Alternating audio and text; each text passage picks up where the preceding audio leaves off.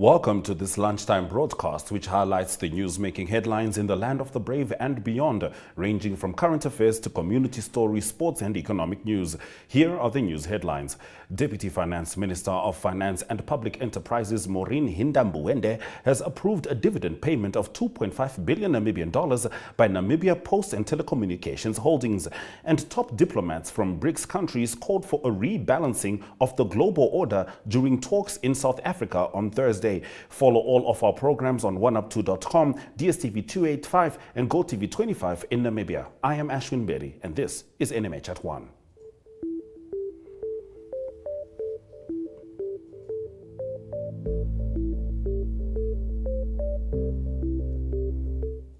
In today's midday news update, Deputy Finance Minister of Finance and Public Enterprises Maureen Hinda-Mbuende has approved a dividend payment of 2.5 billion Namibian dollars by Namibia Post and Telecommunications Holdings this morning at an annual general meeting being held.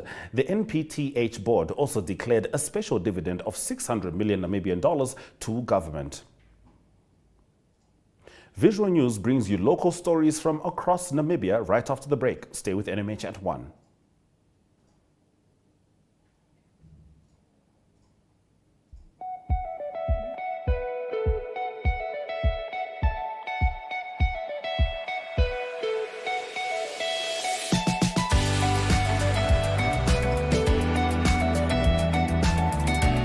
To another exciting episode of GOtv. Jou is die weer en vertel ook vir julle waar die vis julle mondelik gaan byt.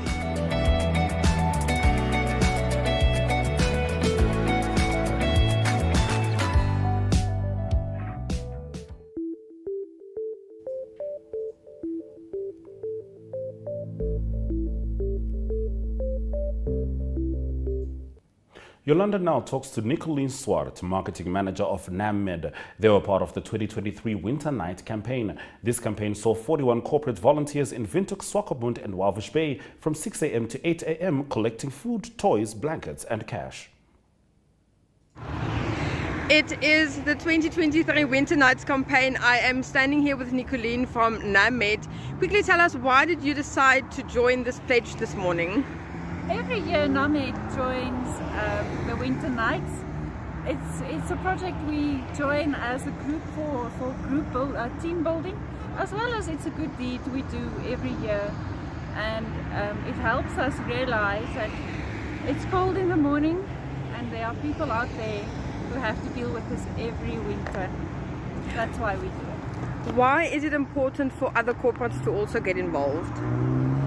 I think they set out 41 corners every year. This year they have 41 corners.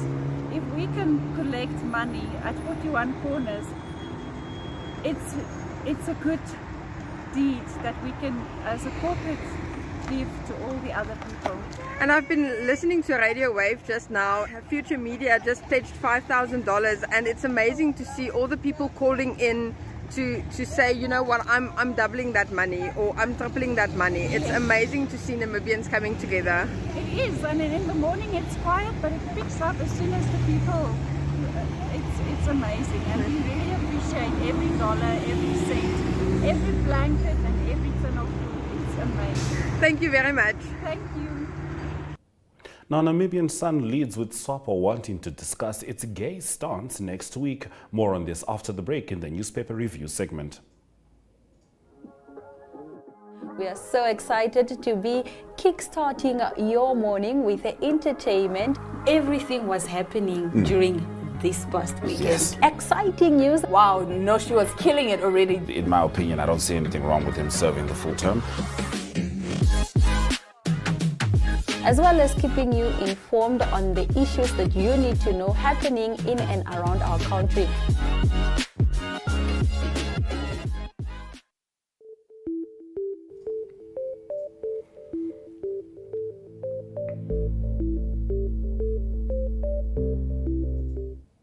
Namibian Sun leads with SWAPO wanting to discuss its gay stance next week. A special SWAPO Politburo meeting has been called for Monday, following what has been described as an explosive meeting of the party's top 4 leaders on Wednesday to discuss a recent Supreme Court ruling that compels government to recognize foreign same-sex spouses married to Namibians in terms of the country's immigration laws. As Namibian Sun reported a week ago, the Central Committee and Politburo urged the top 4 of the party to meet between 31 May and 1 June to discuss the matter.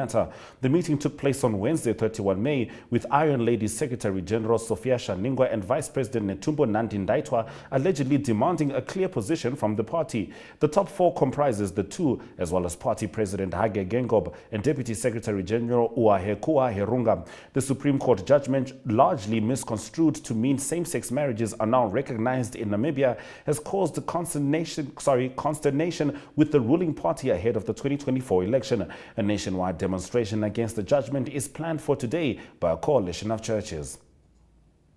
A man who poured petrol on his girlfriend and their 13-month-old toddler and set them alight in 2020 was sentenced to 28 years in prison yesterday. Namibian Sun reports on page 3. 5 young children were left without the love and care of their mother, and it will probably be even more difficult for the youngest one, as she has the added burden of knowing that her own father also sacrificed her life just to get revenge on her mother. Judge Christy Liebenbach said in his judgment delivered in the Windhoek High Court. In March, Manfred Links from Ariansvlei was found guilty of 1 count of murder and another of attempted murder after he poured petrol on the deceased Michelle Rolf on the 1st of January 2020 while she had their child in her arms. After Links set them on fire, Rolf threw the toddler to the ground. The child suffered minimal burns and survived the incident. However, more than 80% of Rolf's body was covered in burns, and she died in hospital 12 days after the incident from kidney failure believed to be caused by the burns. Republican leads with existing mines as well as existing mineral or petroleum license holders in Namibia that do not have to fear that the government will claim an interest in their operations. The Ministry of Mines and Energy issued a strongly worded statement in response to international media reports that the government wants a stake in all mines in the country. According to the ministry's senior spokesperson Andrea Simon, the government has no intention of expropriating any interest from existing mineral and petroleum license holders in Namibia and remains committed to maintaining the integrity of the contracts. Earlier this week, Reuters said Bloomberg quoted the Minister of Mines and Energy, Tom Alwendo, as reporting that the proposed state ownership should take the form where the state owns a minimum percentage of the shares in all mining companies and petroleum production without having to pay. On page 3, increasing elephant hunting quotas for personal use and trophy hunting is one of the options that the Ministry of Environment, Forestry and Tourism can consider to reduce human-elephant conflict. Currently, the conservation areas each receive a quota of 34 elephants per year, and this also includes quotas for traditional festivals. Meanwhile, the trophy hunting quota is based on Namibia's Convention on Trade in Endangered Species export quota of 90 elephants per year. This is according to Eli Hamunyala, the Director of Scientific Services within the Environment Ministry. She said elephants are responsible for the majority of human-wildlife conflict cases in Namibia. If the opinion and trend among voters evidenced by the Afrobarometer survey continues, the ruling party could be in for a nasty surprise in the next election. In particular, the public seems to have lost confidence in the president and his prime minister, as well as in the SWAPO party itself. That is what Allgemeine Zeitung in today's edition is opening with. Accordingly, in a report published at the beginning of May, the Afrobarometer already sums up a recent study in its headline: Namibians lack confidence in the economy and are increasingly dissatisfied with the government. On page 3, AZ is attending to the transfer of the Zambezi Waterfront Development Company to Namibia Wildlife Resource, which continues to drag on almost 9 years after the corresponding cabinet decision.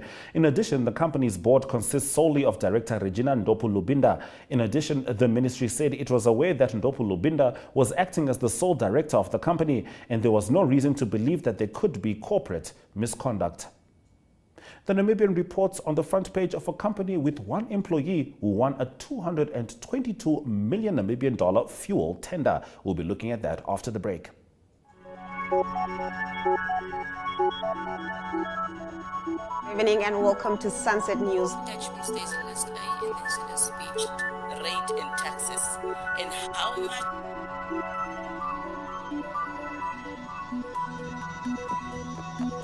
After the break, we take a look at the sports. we bring you Economic indicators, tomorrow's weather and sports. I am Aina Raiza Kweyong.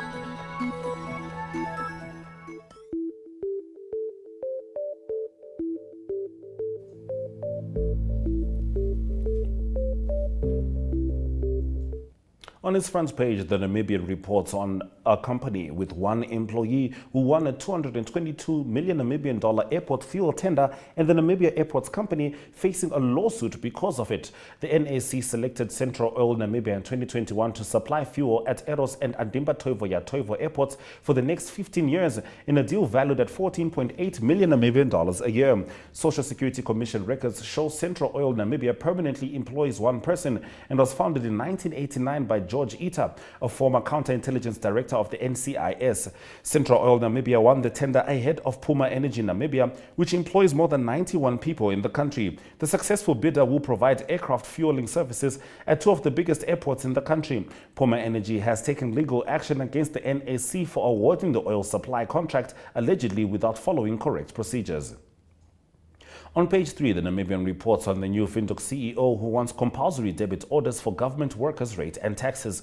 During his public interview for the City of Windhoek's Chief Executive Officer position, Moses Mutayi says he wants the government to implement a debit order for all public servants who have accounts with the municipality. He added that with the government's almost 200,000 civil servants, the municipality should go to the government and tell it they want a deduction code for residents in the city who own property so that they can be able to have it deducted from their salaries and so that money can come in and infuse some cash flow into the system. Last November, over 100 Oshawarongo municipality employees staged a peaceful demonstration calling for Matkayi's resignation. The employees claimed he is autocratic and ignores grievances. New Era reports today that the developer of a massive green hydrogen project, Hydrogen Energy, will provide for the housing needs for the employees involved in the much-hyped project. The project in the harbour town of Luderitz hopes to bring much-needed development. Said the government will not all be involved in ensuring construction workers or employees of the hydrogen plant are accommodated, contrary to claims made by some naysayers of the massive project.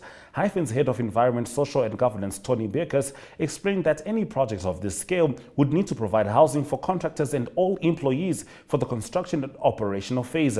As such, Hyphen will directly facilitate the housing provision for the estimated 3,000 operational phase employees, as well as those involved in the construction phase. On page 3, New Era reports that more than 100 residents of Fitvlei, mostly unemployed youth and the elderly, that took to the streets on Wednesday to demand the immediate appointment of a substantive CEP, access to financial and procurement reports, as well as improved service delivery. Fitvlei faces rampant unemployment among the youth, and ever since the closure of the Fitvlei meat abattoir some years ago, residents of the settlement have been facing a raft of adversities. For almost 10 years, between 2006 and 2015, the abattoir was the main and biggest employer of more than 200 workers. Now, top diplomats from BRICS countries called for a rebalancing of the global order during talks in South Africa on Thursday as the bloc sees a larger voice to the international arena. This story will lead us into economic news. Welcome to My.NA Cars, your ultimate destination for everything automotive. I am your host, Diana Master. Teamwork makes the dream work, right? Discover the latest models, innovative technologies, and expert insights from our passionate hosts.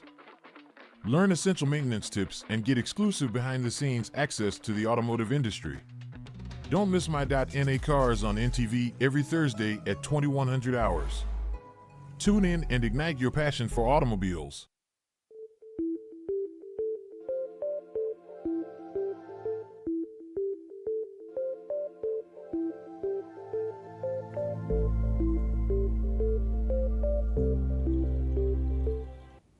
Heading into economic news, top diplomats from BRICS countries called for a rebalancing of the global order during talks in South Africa on Thursday as the bloc seeks a larger voice in the international arena. Foreign ministers from the five-nation grouping of Brazil, Russia, India, China and South Africa met in Cape Town for a two-day conference overshadowed by the fallout from the war in Ukraine. India's Foreign Minister Subrahmanyam Jaishankar said during opening remarks that their gathering must send out a strong message that the world is multipolar and that it is always rebalancing and that old ways cannot address new situations. Russia's invasion of Ukraine has largely isolated Moscow on the international stage, pushing it to seek closer ties with China and others, including South Africa. Pretoria, which says it wants to stay neutral over the war, but is accused by critics of tilting towards the Kremlin, has long advocated for BRICS to act as a counterbalance to a Western-dominated international order. South African Foreign Minister Naledi Pandor said their vision for BRICS is for our partnership to provide global leadership in a world fractured by competition, geopolitical tension, inequality, and deteriorating global security. Meta platform CEO Mark Zuckerberg revealed the company's next-generation mixed reality headset, the Quest 3, in an Instagram post on Thursday. As part of its annual gaming conference, pricing starts at $499. The device will be 40% thinner than the company's previous device and feature color mixed reality, which combines augmented and visual reality elements. Zuckerberg said in his post, now the Quest 3 also will have a new Qualcomm chipset with twice the graphics performance, Zuckerberg said, and promised more details at the company's virtual reality conference in September. Zuckerberg's announcement came less than a week before tech rival Apple AAPL was expected to unveil its first mixed reality device. Meta currently dominates the market at AR/VR devices, with nearly 80% of the 8.8 million headsets sold in 2022, according to an estimate by market research from IDC. Let's head into the economic indicators.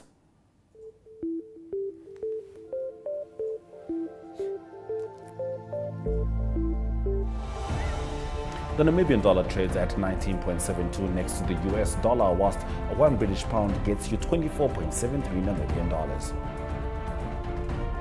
Looking at NSX stock closing prices, most stocks maintained their value. The local index also maintained its value, however, the overall index closed down 0.37%. Looking at commodities, all commodities made upticks of 0.19, 2.42, 1.85 and 1.18% respectively. African farmers are benefiting as consumer goods giants like Unilever try to source more of their raw materials on the continent. Stick around for the full story.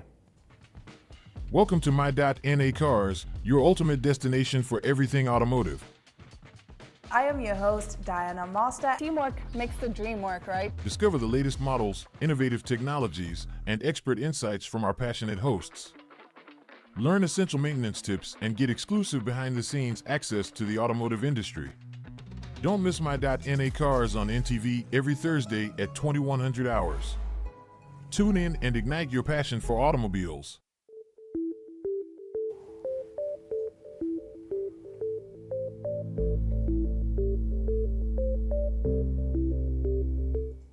Let's get into news from Africa. African farmers are benefiting as consumer goods giants like Unilever try to source more of their raw materials on the continent, Reuters reports. Busari Kasala used to live in fear that his cassava would spoil before it got to market. Now the Nigerian farmer says his main concern is keeping up with growing demand from Unilever. The consumer goods giant, behind brands including Knorr, Hellmann's and Ben & Jerry's, says it's pivoting to African suppliers for its operations on the continent. And that's good news for Kasali. They collect the cassava from us all the time. Once we load the van and we take it to them, they weigh it and give us our money. Now we are very confident to plant as much as we wish to plant because we do not have any problem selling it. We know where to sell it. Many global companies have been grappling with rising energy and raw material costs, a consequence of the war in Ukraine and the hangover from the global health crisis. They've also faced supply disruptions and wild currency volatility, making it hard to import goods to Africa. Unilever says that's why it's trying to source locally for products sold on the continent, even if they aren't actually cheaper. Kasali's cassava plants are used to make sorbitol, a key ingredient of toothpaste, replacing supplies from China. The crop is processed by firms like Sultry International, which then supplies Nestlé and Danone, as well as Unilever. Founder Oluyemisi Ironloy says turnover should at least double this year, but worries that African farms just can't produce enough. We still don't have enough. We are still operating at about 55-60% today because of raw material. So raw material is a challenge. Farmers need to be properly funded for raw material to be produced at a level at which you can increase our capacity to about 80%. Cassava producers aren't the only ones to benefit. In South Africa, Unilever is sourcing herbs and spices for products like its curry blends and stock cubes. Those ingredients would previously have come from India. That just leaves African farmers with the challenge of meeting demand. In our next story, Zimbabwe's parliament has barred criticism of the government ahead of presidential and parliamentary elections scheduled for August. According to reports, violations of the new law is punishable for up to 20 years in jail. The criminal law called amended bill, widely known as the Patriotic Bill, contains a clause that criminalizes willfully damaging the sovereignty and national interest of Zimbabwe. Reuters quoted in a report, the law passed late on Wednesday was designed to punish citizens, civil society organizations, and political adversaries of the ruling ZANU-PF party. It has raised fears that the government could launch a crackdown on dissent ahead of the general election on August 23, where President Emmerson Mnangagwa will be seeking a second term. Lawyer and Pastor Nelson Chamisa, 45, who leads the newly formed Citizens Coalition for Change, will be his main contender. We'll be heading into international news after this break.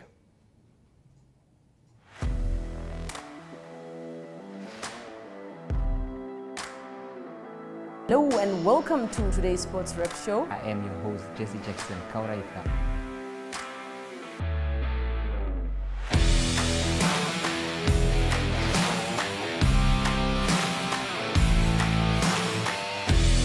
In replay, Namibia, who had won the toss for the first time on this tour. Good day everyone, time for international sports news, starting off with tennis news, both on the WTA for women's and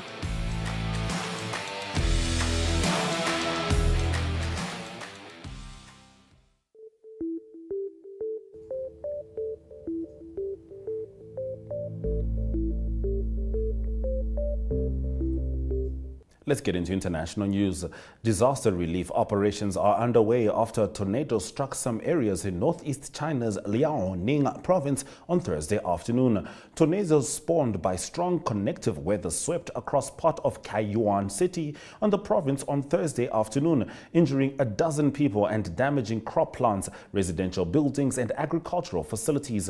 A town government in Kaiyuan mobilized firefighting, electric power, housing and public security forces to carry out disaster relief immediately after the tornado. The tornado damaged houses of 64 households to varying degrees in a Tianzhang-Wapeng village of the city, within 86 villages being affected, 13 being injured. The injured were rushed to the hospital and all are out of life-threatening danger, while the rest affected have been properly resettled. 3 insurance companies of the city will come to the village tomorrow to pay land planting insurance, housing insurance and public security insurance after investigation and verification, said Zhang Guoyun, who is the vice mayor of Kaiyuan. Now, as of midnight on Friday, the main roads in the village have been restored to traffic. Telecommunication has been resumed and the power supply to the village is expected to resume within 2 days. We'll be looking at local sports, starting with a learner from St. Paul's College. Stay with us.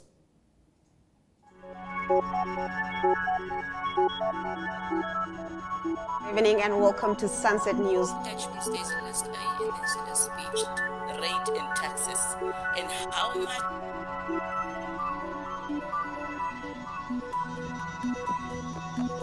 After the break, we take a look at the sports. We bring you economic indicators, tomorrow's weather and sports. I am Aina Raiza Kweyong.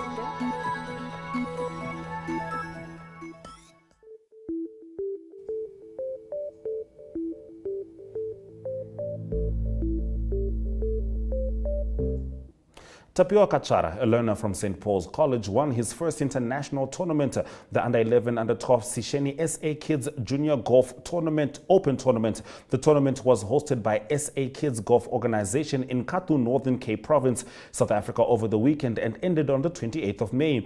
Kachara was tied for the title with South Africa's local player Actordam Del Rico and got a class of their own. They both scored a 92, whilst the next best player was on 107. In the playoff on hole number 9, Kachara Chara made a par 4 and Del Rico had a double bogey, leaving the Namibian national as the champion. This coming Saturday, the African Mountain Biking Championship takes place at the Taba Trials in Johannesburg. Namibia will be represented by Alex Miller, the 2022 Commonwealth Games bronze medalist, as well as Hugo Hahn in the elite men's categories of both the cross-countries race and for the first time ever in the short course championship race. Due to Monique Duplessis' absence as part of an African continental road cycling team competing in Europe, Namibia will have no rider in the elite women's race.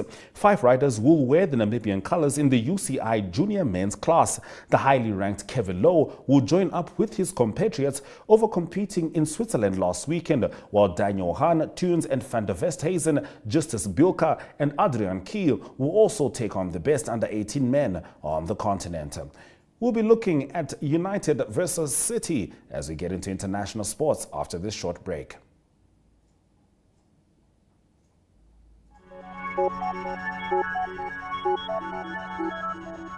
Good evening and welcome to Sunset News. Attachment stays in list A in incident speech, rate and taxes, and how much.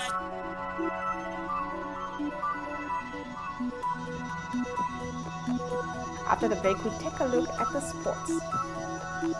We bring you Economic indicators, tomorrow's weather and sports. I am Aina Raiza Kweyong.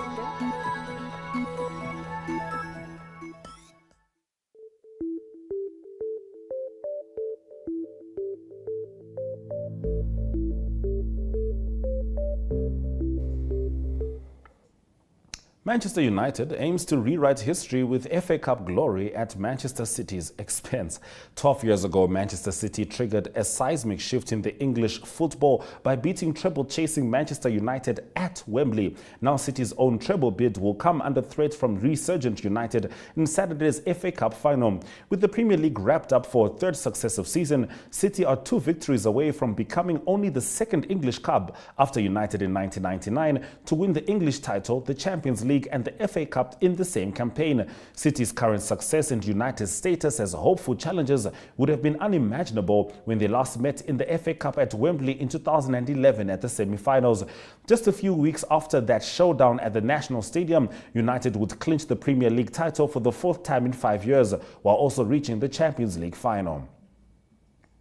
It's the end of an era at Napoli as title hero Spalletti says goodbye to Napoli's dream season, finally coming to an end on Sunday when they host Sampdoria. Now the last victory lap before the architect of their historic Serie A title triumph walks off into the sunset. Luciano Spalletti will leave Naples and return to his Tuscan vineyard this summer after ending the club's 33-year Scudetto drought and thrilling fans with some of Europe's most exciting football. The 64-year-old will be remembered as the man who brought southern Italy's biggest city a joy not felt since Diego Maradona strutted his stuff in what was then the world's toughest league. Sometimes you part ways due to too much love. I need to take some time to rest because I'm pretty tired, says Spalletti this week. Now, revenge on the cards as Griffins head to Loftus. While this season has probably been a lot lesser than Vodacom Bulls fans expected, it is safe to say that when they look back, they will see the Currie Cup loss to the Novavet Griffins as the low point of their season. And that's why it wasn't a surprise to hear their bullocking hawker Johan Grobler remind all who would listen that when the 2 teams meet on Friday, the Bulls owe them one. Stay with us as we head into the highlights shortly. We are so excited to be kickstarting your morning with entertainment. Everything was happening during this past weekend. Yes. Exciting news. Wow, no, she was killing it already. In my opinion, I don't see anything wrong with him serving the full term. As well as keeping you informed on the issues that you need to know happening in and around our country. Hello NMH at 1 viewers, my name is Michael Kayunde. I'm back on your TV screens to give you a lowdown of the events that are taking place this weekend on this Weekend Gig Guide segment. To start with, you can catch that as chill sessions tonight on Namibian Sun's Facebook page at 1900 hours. That's the show where we get to take you in and around the country, counting down the latest music videos in Namibia. You can also catch a repeat of the show tomorrow on NTV channel 285 at 7:30 in the morning. Moving along with other events you can expect this weekend, the first show of Gaza's orchestra show is taking place tonight at NTN. Tickets are already sold out, so if you are still looking for tickets, I am sorry, but tickets are sold out, and the event is taking place for 2 days. It's tonight as well as tomorrow. So if you are looking for...